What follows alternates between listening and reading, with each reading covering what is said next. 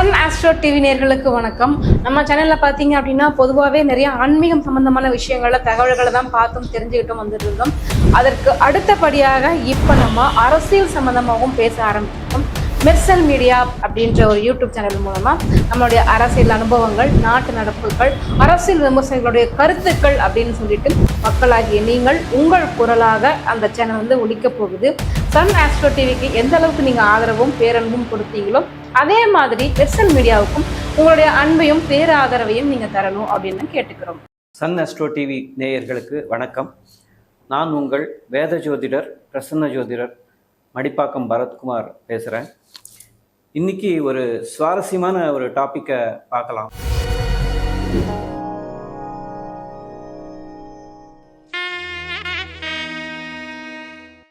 இன்னைக்கு கன்னி ராசியினர் வாழ்க்கையில் அந்த 3 பருவங்களான குழந்தை பருவம், இளமை பருவம், முதுமை பருவம், இந்த காலகட்டங்கள் அவங்களுக்கு எப்படி இருக்கும், என்ன மாதிரி குணங்களை கொடுக்கும், என்ன மாதிரி பலன்களை கொடுக்கும்ன்றதை பார்ப்போம். ஸோ கன்னி ராசி இது காலச்சக்கரத்தின் 6ஆம் வீடு, புதனோட பெண் வீடு. ஸோ இந்த ராசியில் பார்த்தீங்கன்னாக்கா புதன் வந்து அதிபதியாக வராரு. ஸோ மிதுனத்துக்கும் புதன் தான், கன்னிக்கும் புதன் தான். ஆனால் அங்கே வந்து ஆண் வீடு, இது பெண் வீடு. ஸோ கன்னி ராசி 6ஆம் வீடுனா நோய், கடன், பகை. ஸோ இதுதான் மெயின் குணாதிசயங்கள் அந்த வீட்டுக்கு. ஸோ அந்த ராசியில் பிறக்கிறார் ஒருத்தர். ஸோ அவரோட குணநலங்கள் எப்படி இருக்கும், பலன்கள் எப்படி இருக்கும்னு பார்க்கலாம். ஸோ அதுக்கு புதன் வந்து மெயினாக அந்த அதிபதி எப்படி வலிமையாக இருக்காரா இல்லையான்றதை முதல்ல ஜாதகத்தில் செக் பண்ணிக்கோங்க. ஸோ அதன்படி தான் அந்த பலன்கள் வரும். ஸோ குழந்தை பருவம்னா ஒரு 15 வயசு வரைக்கும் எடுத்துக்கலாம். So புதன்னாலே intelligence. ஸோ கன்னி ராசியினருக்கு இன்டெலிஜென்ஸ் அதிகமாக இருக்கும், ஐக்யூலாம் நல்லா இருக்கும், ஒரு ஃபாஸ்ட் திங்கிங், நல்ல திங்கர்ஸ் அந்த கன்னி ராசியினர். அந்த குழந்தைகள் நல்ல குழந்தையிலேருந்து நல்ல திங்கிங் பவர்லாம் நல்லா இருக்கும்.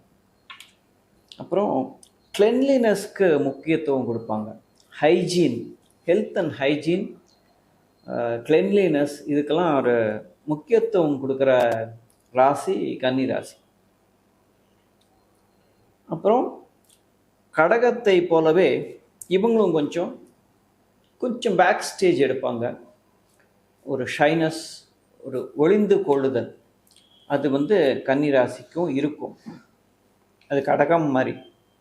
அது நீர் ராசி என்றாலும், இது நிலத்தத்துவம் என்றாலும் இவங்களுக்கும் அந்த குணாதிசயம் கொஞ்சம் இருக்கும். அப்புறம் பார்த்தா ஒரு நேர்த்தியாக செய்யறது. நேர்த்தி அப்படின்னாக்கா ஒரு பர்ஃபெக்ஷனிஸ்ட்னு சொல்லுவோம் இல்லையா. ஒரு எந்த ஒரு காரியத்தை எடுத்தாலும் அது ஒரு 100% அக்யூரசி. ஸோ அந்த மாதிரி கொடுக்கணும் அப்படின்ற குணம் வந்து அந்த குழந்தைகளுக்கே அப்படி இருக்கும். கன்னிராசி குழந்தைகளுக்கே அப்படி இருக்கும். ஒரு ஹோம்ஒர்க் எழுதணும்னா கூட அந்த அழகாக எழுதுறது. ஏன்னா எழுத்து வந்து புதனோட காரகத்துவம்ன்றதுனால அந்த குழந்தை பருவத்துலேருந்து அவங்க எழுது பார்த்தா அந்த குண்டாக அழகாக இருக்கும் இல்லையா சில குழந்தைகள் எழுதுறது. ஸோ அந்த மாதிரி எழுத்துக்களை எழுதுகிறவங்க கன்னி ராசினர். அப்புறம் ஆரோக்கியத்தில் அக்கறை. சின்ன வயசுலேருந்தே அவங்க ஆரோக்கியத்துக்கு ஒரு இம்பார்ட்டன்ஸ் கொடுப்பாங்க. ஸோ 15 வயசு 16 வயசு அந்த பையன் பார்த்தீங்கன்னாக்கா நான் ஜிம் போகிறேன், ப்ளே கிரவுண்ட் போய் ஃபிட்னஸ் பண்ணுறேன் அப்படின்லாம் ஆரம்பிப்பாங்க. ஸோ கன்னி ராசியினருக்கு இந்த குணங்கள் உண்டு. அதுலேயே இளமை பருவம் ஆஃப்டர் 15 இயர்ஸ் ஒரு காலேஜ் என்ட்ரி ஆகி ஒரு திருமணம், கரியர் நுழைஞ்சி, ஒரு திருமணம் முடிஞ்சு ஒரு குடும்பம் அமைக்கிறாங்க இல்லையா, அது வரைக்கும் ஆன காலகட்டமான 15லேருந்து ஒரு 30-35 வயசு வரைக்கும். ஸோ அந்த காலகட்டம் எப்படி இருக்கும் கன்னி ராசினருக்குன்னு பார்த்தீங்கன்னாக்கா அவங்க தொழில் தேர்ந்தெடுக்கிறது எப்படி இருக்கும்னா ஒரு அனாலிட்டிக்கல் லைன் ஆஃப் கரியர். ஏன்னா புதன் வந்து ஒரு அனாலிசிஸ் கிரகம். அந்த பகுப்பாய்வு திறன் அப்படின்னு சொல்லுவோம் இல்லையா. ஸோ அந்த திறன் வந்து கன்னிக்கு அதிகமாக இருக்கும். கன்னி புதனுக்கு அதிகமாக இருக்கும். ஸோ அந்த மாதிரி லைன் ஆஃப் எஜுகேஷன் அதெல்லாம் அந்த லைனில் போவாங்க. அப்புறம் they are practical personalities. So கற்பனை உலகத்துலலாம் இருக்க மாட்டாங்க. கன்னி ராசினர் பார்த்திங்கனாக்கா ஒரு ப்ராக்டிக்கல் அப்ரோச். இதை செய்யணுமா அப்படியே செய்யணும், அதை பற்றி ஓவர் திங்கிங் பண்ணுறது அதெல்லாம் கன்னி ராசிக்கு சரியாக வராது. அப்புறம் அந்த டே ட்ரீமிங்லாம் கிடையாது. கன்னி ராசினர் பார்த்திங்கன்னா நினச்சதை செய்வாங்க, அதையே நினச்சிக்கிட்டே உக்காந்துருக்க மாட்டாங்க. அந்த மாதிரி ஒரு குணாதிசயம்.